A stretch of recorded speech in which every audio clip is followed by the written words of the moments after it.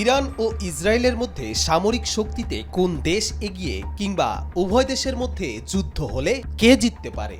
১ October ইরানের হামলার পর থেকেই এ প্রশ্নই এখন ঘোরপাক খাচ্ছে অনেকের মনে। তাহলে চলুন চিন্তার অবসান ঘটিয়ে জানা যাক ইরান ও ইসরায়েলের মধ্যে কোন দেশ সামরিক শক্তিতে বেশি শক্তিশালী। সামরিক বাজেটের ক্ষেত্রে ইরানের থেকে এগিয়ে আছে ইসরায়েল। ইরানের সামরিক বাজেট প্রায় ২০ বিলিয়ন মার্কিন ডলার। তারা প্রধানত নিজেদের উৎপাদিত অস্ত্র ও সরঞ্জাম ব্যবহার করে। ইসরায়েলের সামরিক বাজেট প্রায় ২৪ বিলিয়ন মার্কিন ডলার। তারা উন্নত প্রযুক্তি ও মার্কিন যুক্তরাষ্ট্রের কাছ থেকে সামরিক সহায়তা পায়। সেনাবাহিনীর সদস্য সংখ্যায় ইসরায়েলের থেকে এগিয়ে আছে ইরান।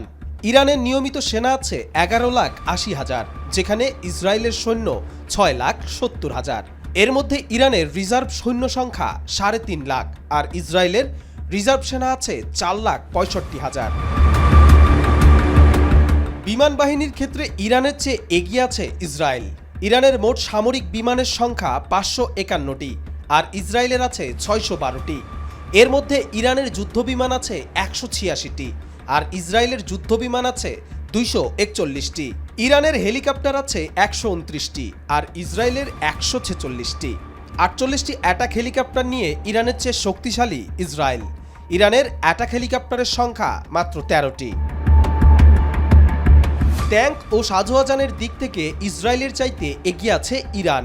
ইসরায়েলের ট্যাঙ্ক আছে ১৩৭০টি আর ইরানের ১৯৯৯টি। সাজোয়াজান আছে ইরানের ৬৫,৭৬৫টি আর ইসরায়েলের আছে ৪৩,৪০৩টি।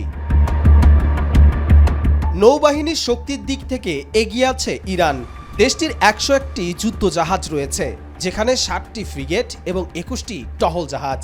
আর ইসরায়েলের যুদ্ধজাহাজ সংখ্যা মাত্র ৬৭টি।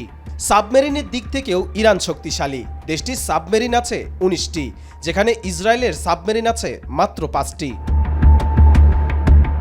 গ্লোবাল ফায়ার পাওয়ারের পরিসংখ্যান অনুযায়ী ইরান সামরিক সক্ষমতার দিক থেকে ইসরায়েলের তুলনায় ৩ ধাপ এগিয়ে আছে।